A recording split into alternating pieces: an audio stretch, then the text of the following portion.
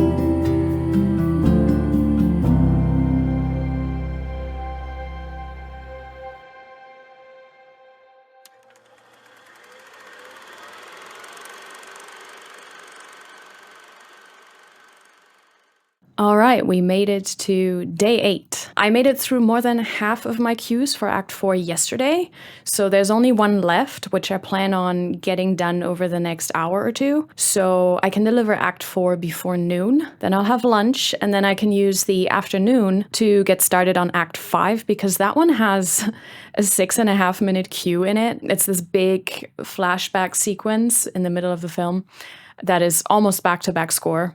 So I won't get that done today, but if I get a good head start, then I might get done with it tomorrow evening. So I can deliver Act 5 tomorrow evening if everything goes as planned. It also depends on how much of our existing material I can adapt and reuse, but this cue will take a while either way. There's another one at the end that will probably also take 2 days, but I've counted that in when I did the initial schedule, so all will be well. Let's get to work.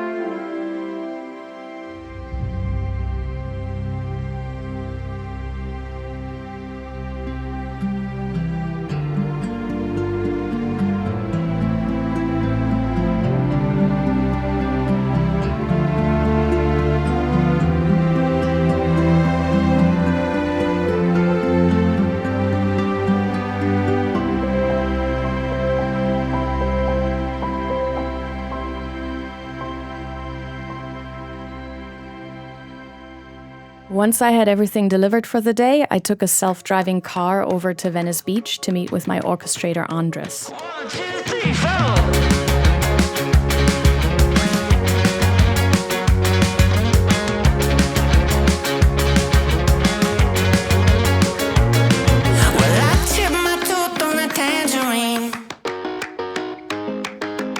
Jaybird singing something about the way things used to be.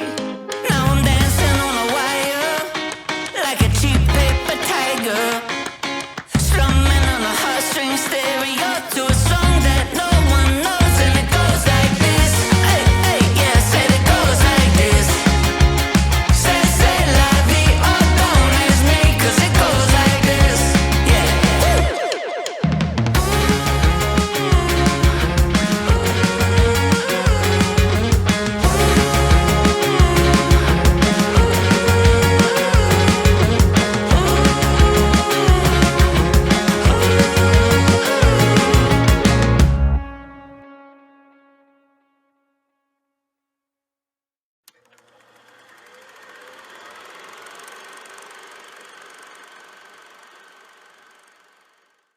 Starting day 9. Starting the day, again, with good news. I submitted Act 4 yesterday before lunch, as I had planned, and it has already been approved, so no revisions on that act either. I did get halfway through that big 6.5-minute queue, so for today, I'm planning to get the other half done and deliver Act 5. Connor has her stuff already covered, so it's just me we're waiting for here. So without further ado, let's get to work. No time to waste.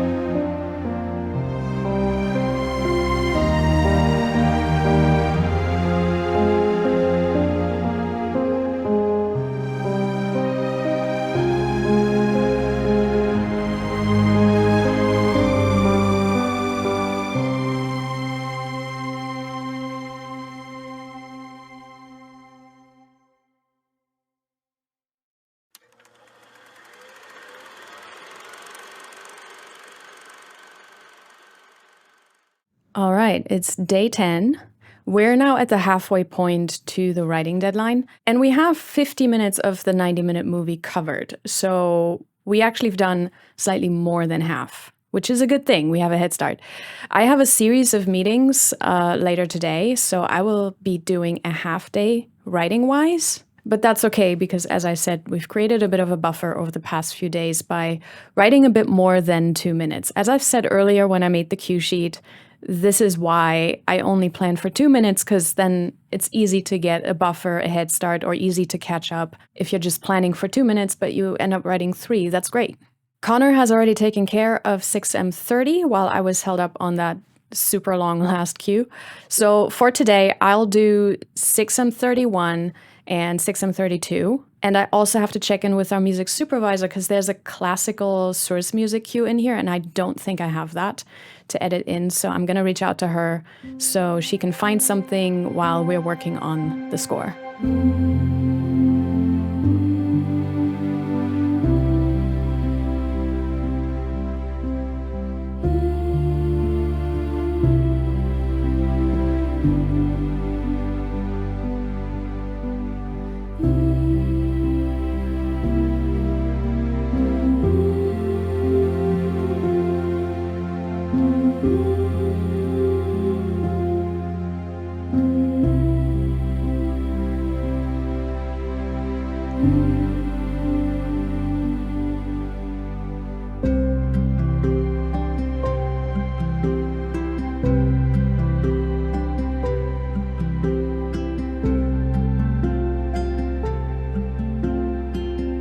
When I was done with my 2 cues for the day, I went up to Santa Monica for a meeting with my financial planner at Fidelity and a few other meetings afterwards.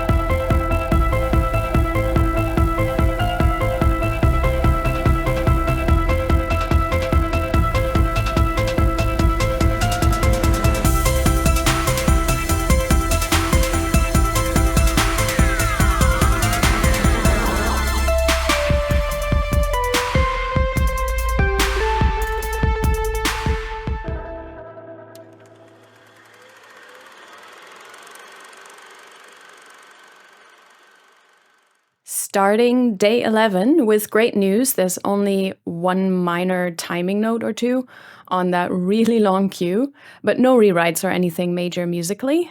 So that's a relief. Today I'll get 6M33 done, which is under a minute in length, I believe. I'll edit the remaining source music and then I'll deliver Act 6 probably before lunch. And then I'll use the afternoon to do 7M35 because that cue is also under a minute long, I think. Connor has 7M34 covered, and the rest of this act is just jazz club source, which means we might even submit Act 7 in the evening as well. Let's get to work.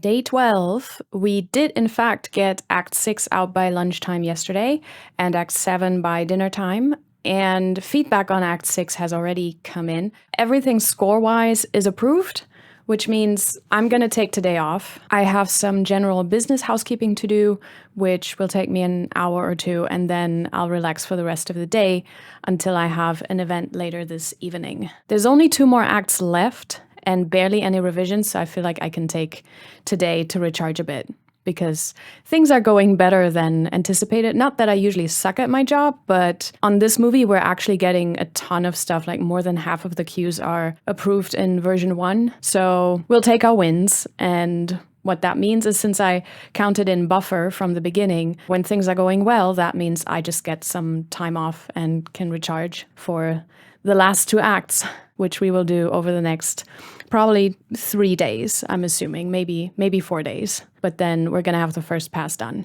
Anyway, I'll see you guys tomorrow.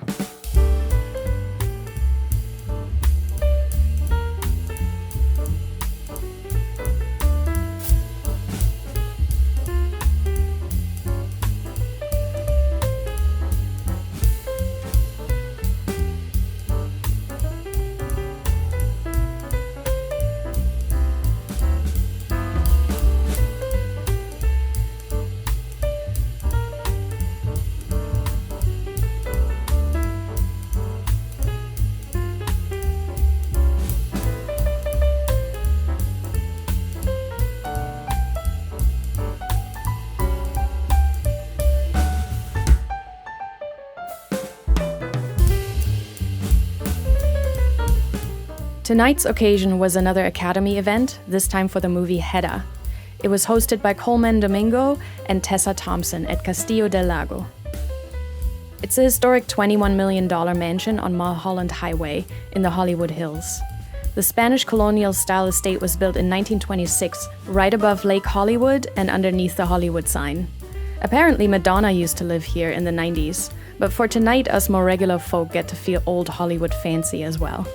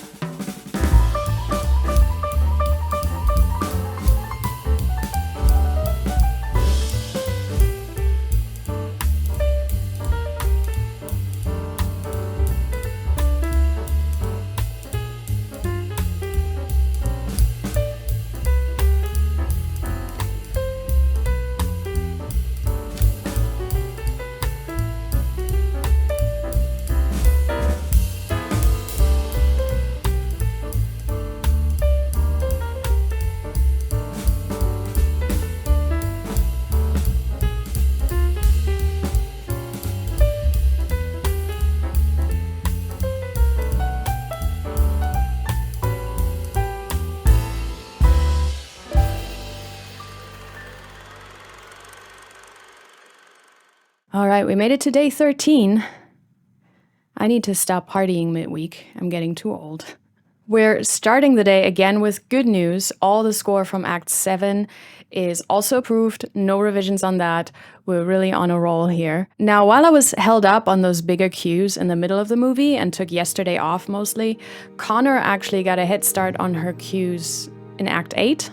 I assigned her more there because I knew I'd be held up earlier in the film, so while I was taking care of that, she could already skip towards the end of the movie and cover some ground there. This is one of the advantages of having team members.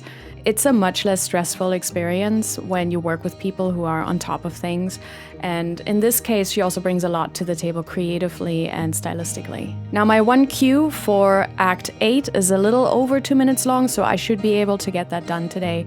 So we can deliver Act 8 this evening, and then we are finally on to the last act.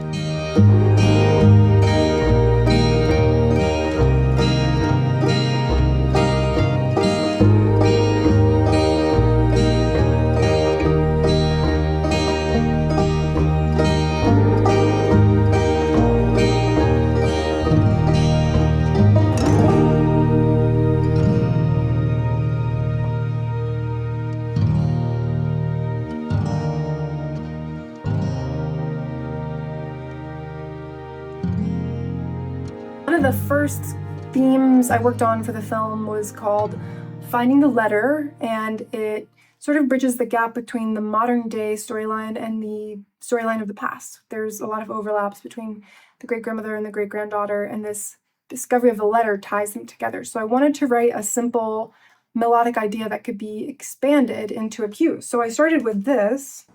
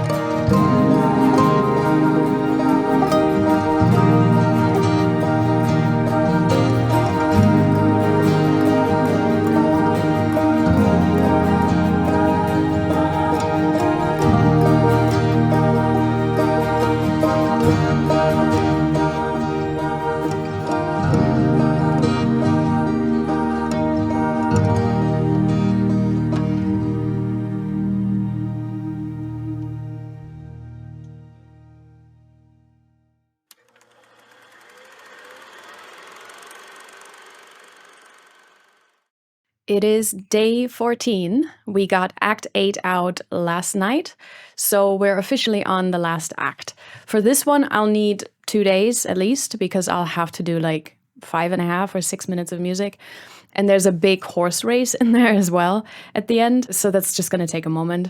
Connor has 1 minute in this act, and even if it takes 3 days, it would be okay because we've worked a bit faster than we needed to. So there's already a buffer, and we have way fewer revisions than we planned for.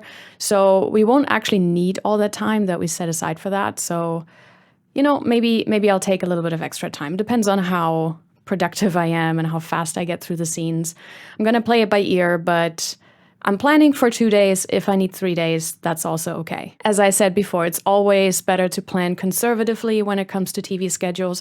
Worst case scenario, you have some extra time at the end. The opposite would be so much worse. But so I'll get started on 9M40 and 9M41, which is a little over 2 minutes of music. And then tomorrow, it's going to be the big one, 9M43.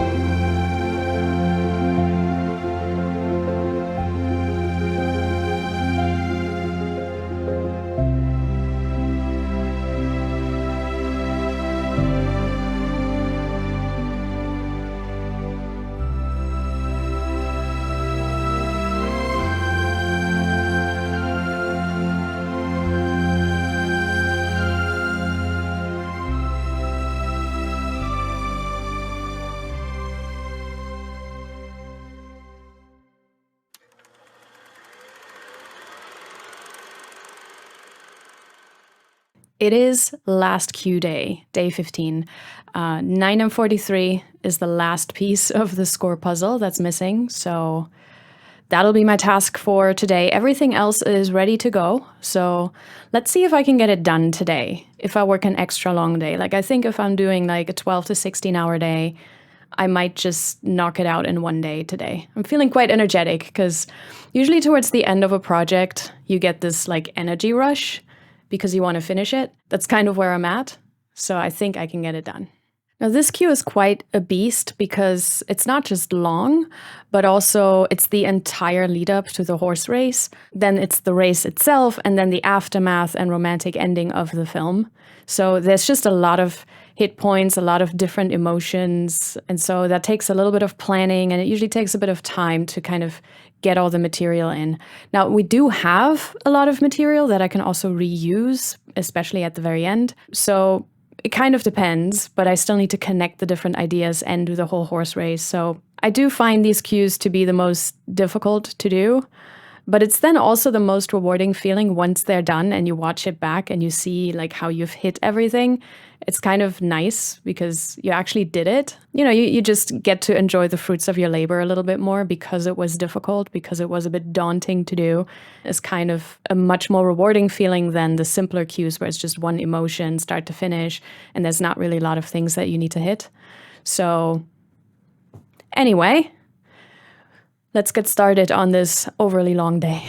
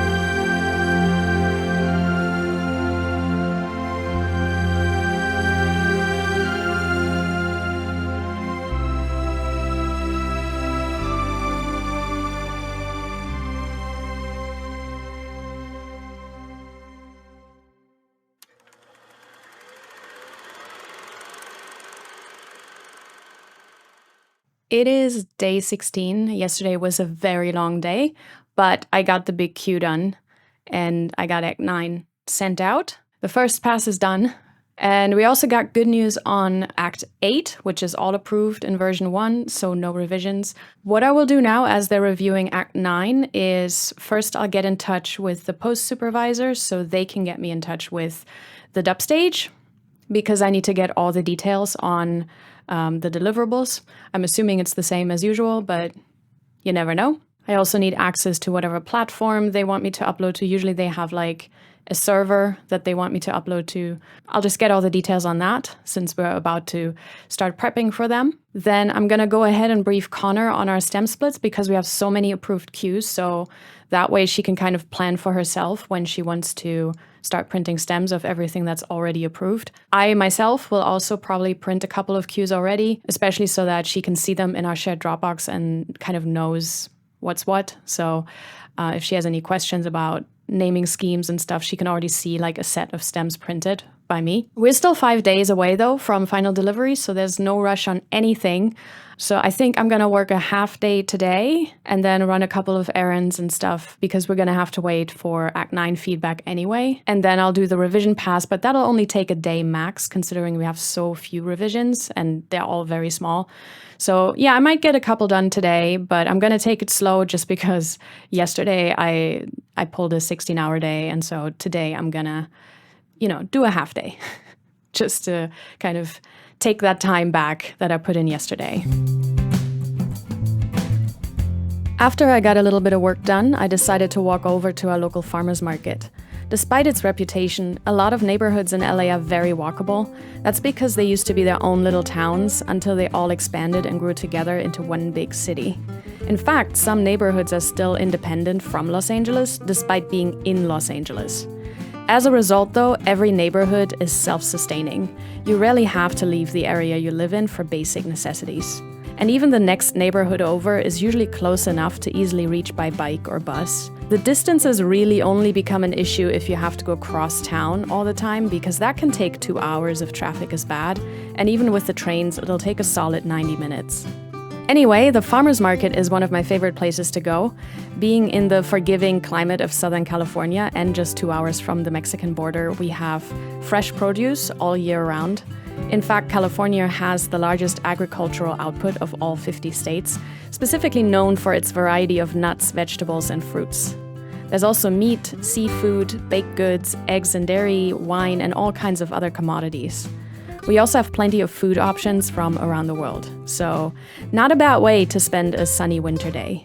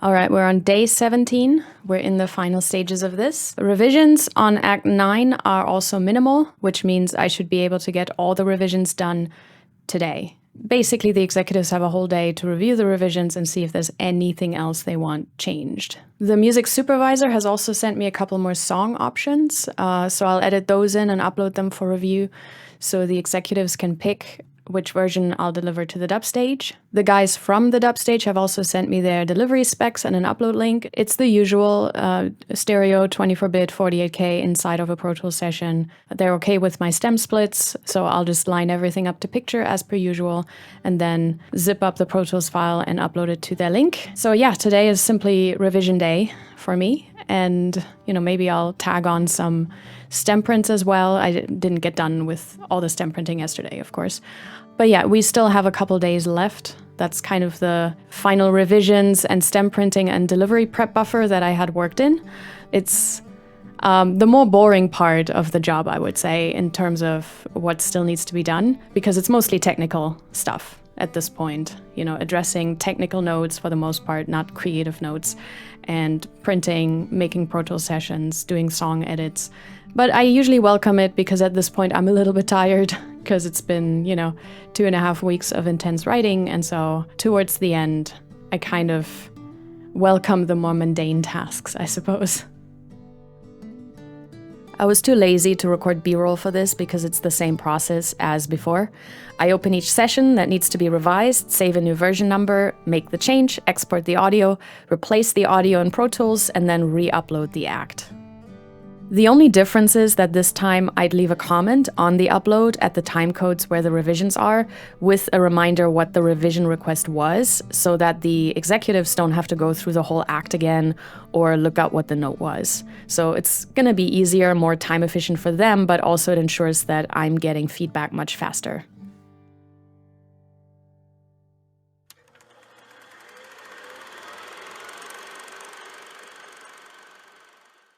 All right, all revisions were sent off yesterday, so while we wait for final approvals or additional notes, I'm gonna go through the cues that have been approved and print the stems for the dub mix.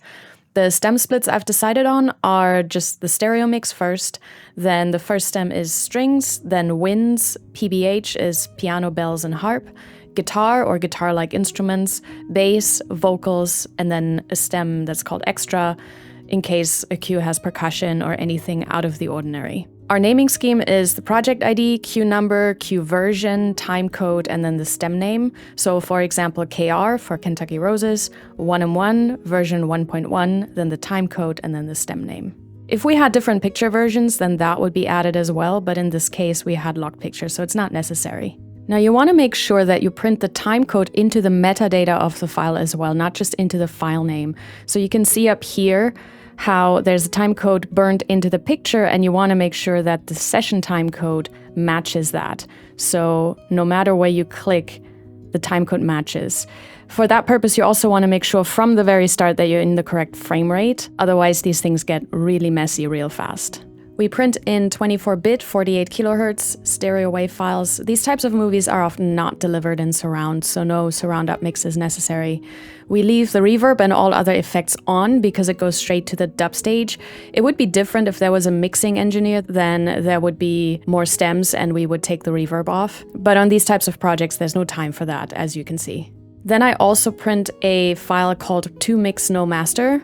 That is so I can basically sidechain the necessary plugins on the master fader to that full mix so that those master effects are properly getting printed onto the stems, because the stems have to match the stereo mix 100%. There should be no audible difference in volume or color between the stereo reference and the stems. I'll also use this as a last time to critically listen to the markup and maybe make some minor improvements if something is bothering me. But so as you can see, I have a setup already for the mixer in case I need to print stems for a score mixer. And then I have a smaller set already set up for the dub mix. So if you go into the export window, you can link the track selection to it and then select the tracks that are being used, the groups that are being used in the queue that you need to print. And then you also have to select that you want to print all master effects, all sends, and all inserts into the stems. This is also a great time to do chores or catch up on movies and TV shows, because even with the batch function, it takes many hours to print stems. If we say it takes about 15 minutes per queue for the whole process, then printing 43 queues takes about 11 hours plus break times, so about 1.5 days. And then as we go, Connor and I upload our stems into our shared Dropbox folder, and then we check those cues off on the Google Sheet.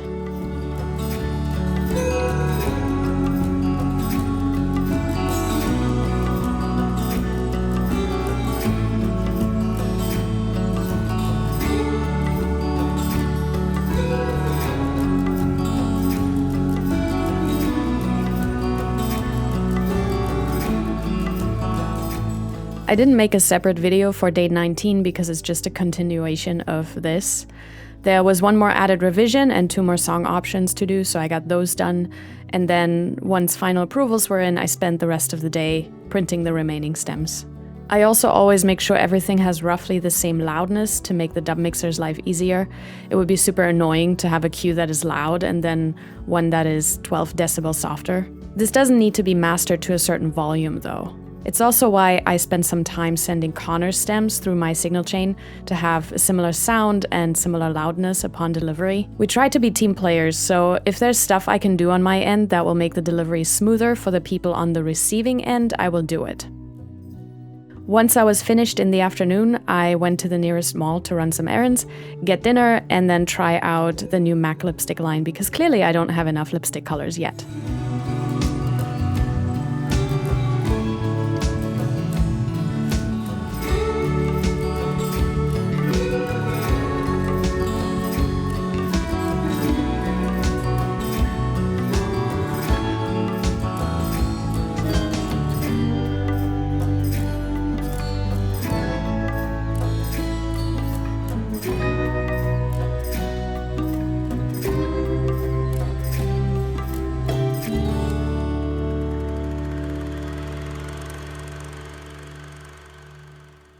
All right, we made it to day 20. Even the last bits now have been approved, all the songs are approved, all the score is approved. So today I'll send Connor stems through my processing to match the sound profile and the loudness a bit better. And then I'll get the Pro Tools session ready for the dub stage. This is also when I listen through the whole score one last time to make sure the stems match the stereo ref, but also just to be sure everything is exactly where it needs to be. There's no misprint, there's no accidental mistake, or we didn't accidentally print the wrong version or anything. So this is kind of also the last check I run before I send it off to the dub stage. So here we have the master session that I used to premix all the score and songs to the picture. And then I created the stem tracks right under the stereo mix that we've already been using. Obviously, all the approved stereo refs are already in here. So all I have to do now is import all the stems that belong to each stereo ref.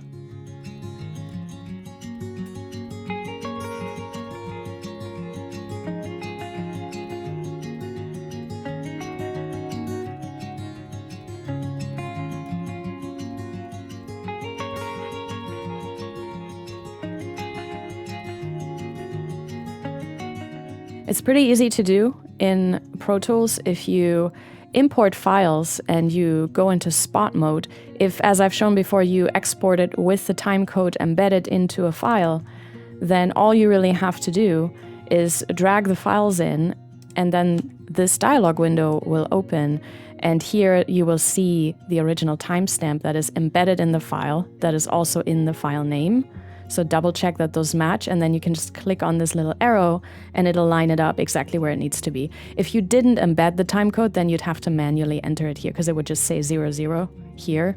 So you would have to manually enter the timecode that is in the file name, and then it would line up as well. Just make sure, again, that you're in the correct frame rate as well. You should have been in that from the start. This would have a red marking on it if the frame rate in the picture was mismatched with the frame rate of the Pro Tools session. Now, some people prefer to make 2 sets of these stems, like an A set and a B set, and then just line up the cues like a checkerboard. But I just didn't think that was necessary for this. But so this is all of it lined up. And then I also already went through the songs and went through Frame.io and made sure that I selected the correct songs, because with some of these we had some alt versions, so I just went into Frame.io and checked which version was approved by the executives and muted the other version, just so the engineers know which version to actually use. Then I'll also take these plugins off that I used when I made the premix. I have also already deleted the volume automation that I had in the stereo mix, because the dub stage obviously doesn't want that. They're going to make their own mix. And then before delivery, I will listen through the entire score one last time. And the way to do it is by essentially double checking also that the stems match the stereo reference. So you will just, while listening to it, you would toggle back and forth between the stereo ref and the stems, like this. Right, and there should be no audible difference between either one of them. So if I'm hearing anything, then something needs to be reprinted. During this last playthrough, I also checked that all the markers are where they need to be. And then once I'm all done and everything has checked out and I'm all good to deliver, I also will clear the I/O settings.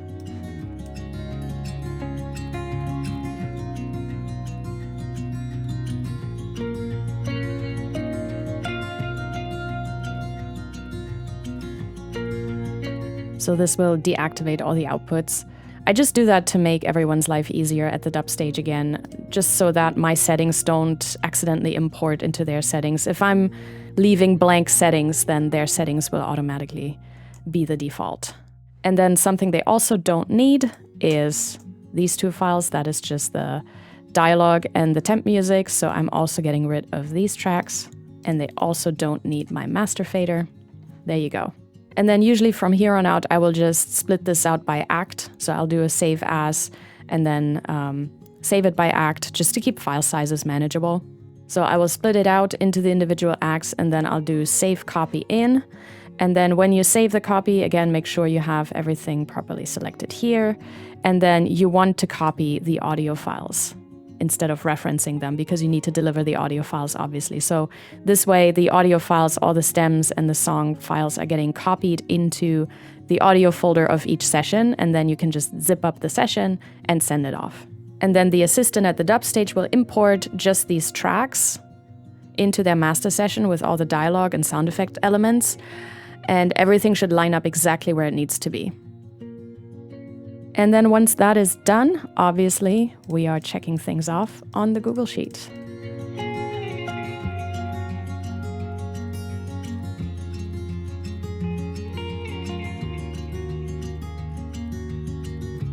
Now, once I had everything delivered, I had a coffee meeting in Culver City, then ran some errands, and then I went to a dinner meeting as well.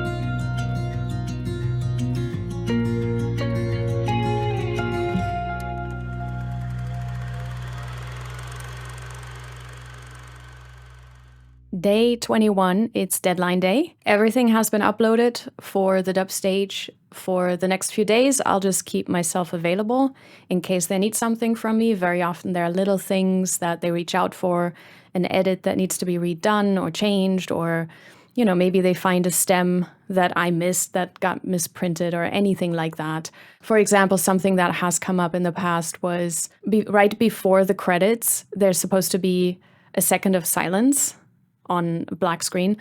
Those are the network regulations. Those are the guidelines that we need to follow. I didn't know that on one of the earlier movies, and so I had the cue go straight into the credits. And so they reached out to me and were like, hey, you need to fix this. The cue needs to end here, and then you need to restart when the credits start. So there needs to be a gap in between. They don't screw you over, despite what some people like to claim. Like, I remember teachers back at UCLA were claiming that, the people at the dub stage are going to screw you over. Like if you let your music run a little bit into the commercial break, that they're just going to cut it off. And that has not been my experience. My experience has been that if they see anything runs over, even if in tight schedules like this, they will let you know and be like, hey, can you fade this out sooner? Or they can fix it themselves if it's just a simple audio edit. They will do that. So nobody on the team is trying to screw over other people on the team, because at the end of the day, we're all trying to deliver a very good result. All of us are trying to get rehired. We're all team players.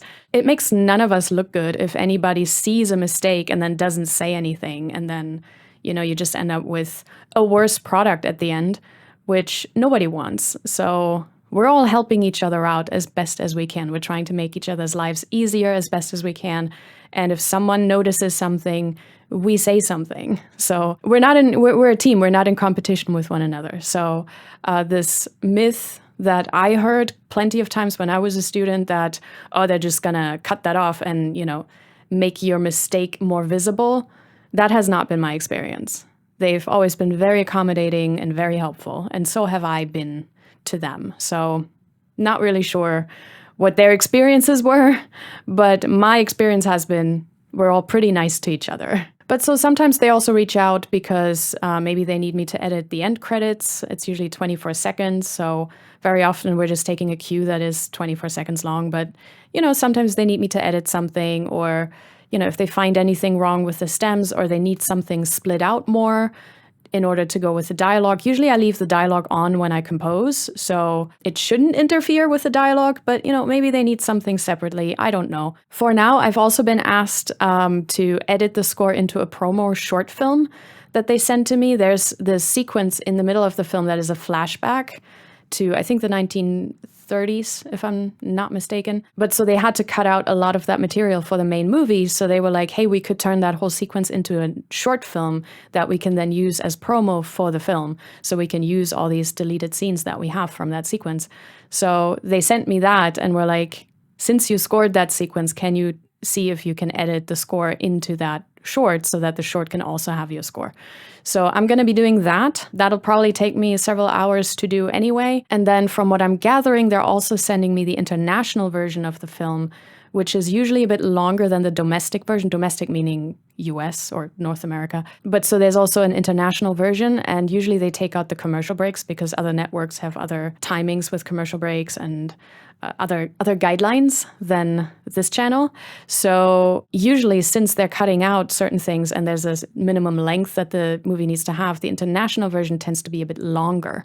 And so there could be parts where I need to fix the commercial breaks, as in there is no longer a break. So where you had a cue that was fading out and then a new cue comes back in, I usually try to think about that when I write the score, that later on there's not going to be a break for the international version, so that the two can kind of be cross-faded into each other.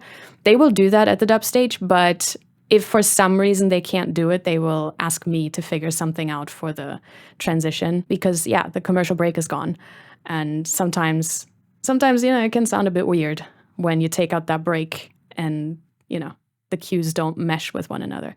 So that can be a thing that happens in the international version. And then there's going to be new scenes that are not in the domestic version that I'm going to have to either score or music edit or something. So we're going to see where they added some material. From what I'm hearing, it's in the middle sequence anyway. So it's going to be some of the deleted scenes that I'm going to music edit anyway for the promo short film. So if I do that first and then I get the international version, I can probably take those music edits and copy them over.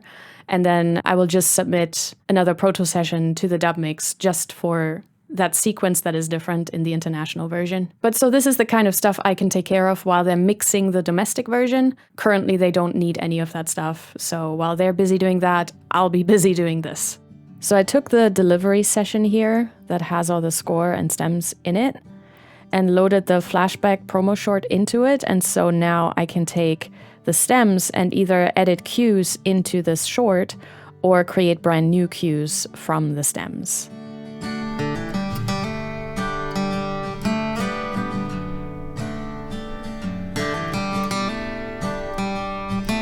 It also had a couple new songs in here that I had to edit for this sequence. but I got it done. This puzzle kind of did take me several hours.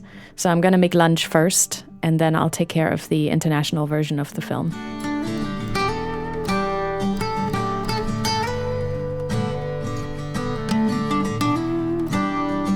So for the international version of the film, I did the same thing. I loaded the international version of the film into the session with all the stems, and then they did let me know exactly where the new cues are. I could actually take some of that promo short edit material and put it in here because they added scenes from that short to the sequence here. So thankfully it's just one sequence that they just made significantly longer. Sometimes when I get the international version, the new scenes are kind of scattered across the movie, which is a bit harder to do. And then we do the same thing as we did with the acts. We export the session, zip it up, and then send it off.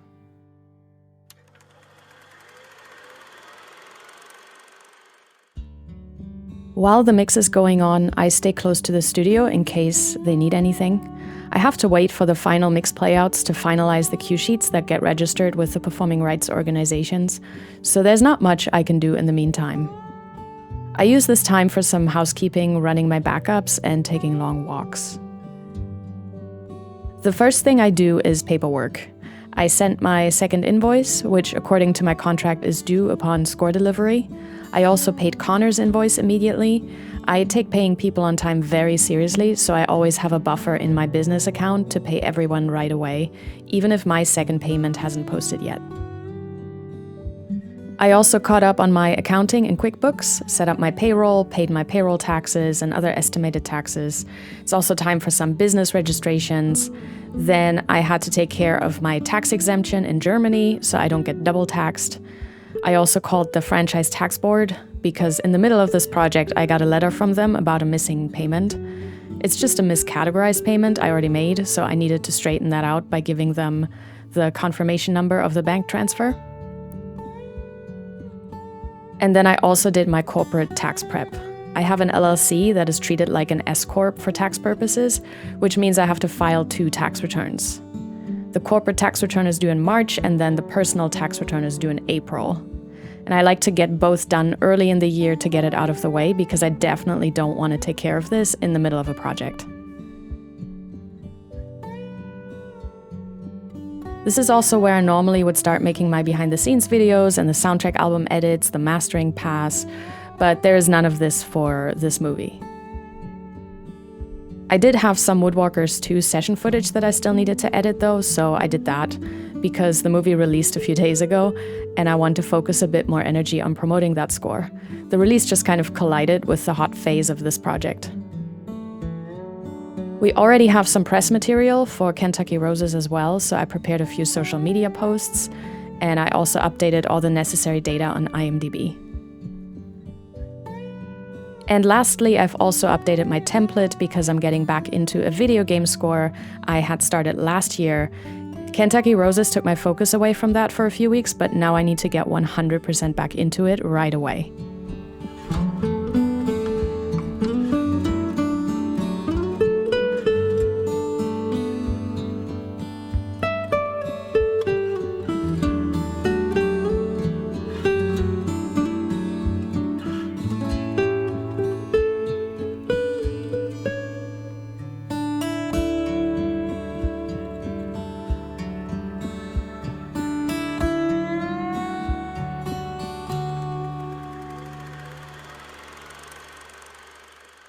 The last task that needs to be done to wrap this up is the cue sheet that gets registered with ASCAP and BMI. I have the final playouts with all the final placements from the dub stage, and I got all the ownership information to all the songs from our music supervisor and APM. So I can now enter all the final information into RapidQ. RapidQ was created by ASCAP and BMI. It's a web-based system that gives studios with a high submission volume their own account through which they can directly register cue sheets in a standardized format. Hallmark has such an account, and they gave me my own login so it goes straight into their system. It's a bit clunky, and I don't know why it looks like it was created in the year 2000, but we do what we gotta do. I'm starting with the score of the domestic version, entering every cue number, cue title, ownership split, the usage, durations, and so forth. Then I do the same for the songs. You can see a draft of what it's going to look like. And then I create a duplicate for the international version, add the extra cues, the extra songs, and then we're done. I just click on check-in, which sends it to whoever is responsible for cue sheets at Hallmark. They double check it, and then they submit it to ASCAP and BMI.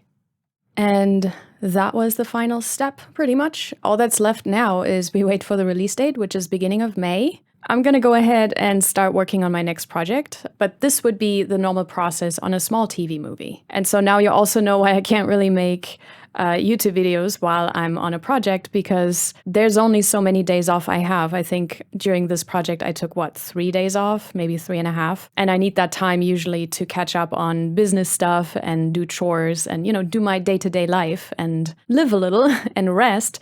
So it's not really possible while I'm on a movie to record YouTube videos and prepare all the material that I normally do and all this stuff. I will also do this for one of my next bigger projects that will have a longer schedule and more steps to it, like live recording and surround mixing and all those things. So that way you also get the workflow on something that has a much bigger team, because on this one it was really just me and Connor.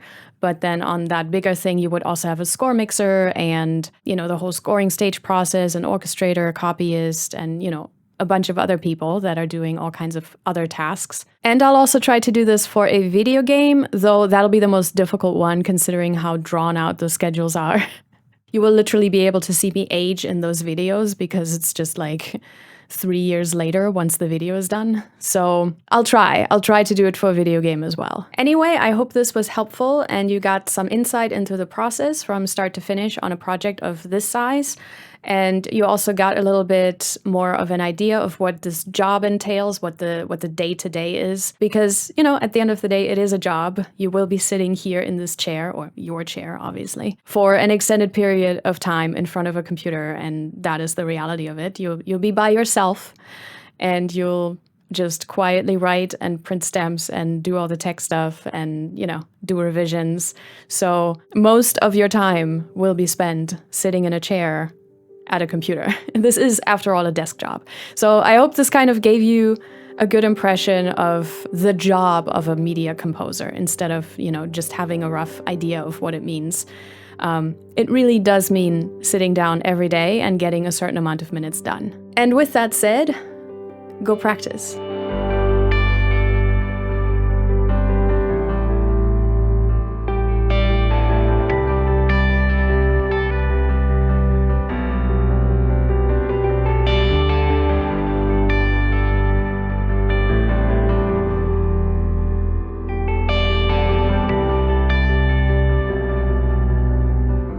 Sometimes I get asked how you can figure out if this job is right for you, and I always say just sit down for 2 weeks and write music like it's your job for 8 hours. And by the end of each day, you have to have at least one presentable piece of music, because that's what it'll be. It's not the full experience as you saw in this video, of course, but if you already get sick of it then and there, or you struggle coming up with ideas early on, then you have your answer. No one else can really decide if this is for you or not.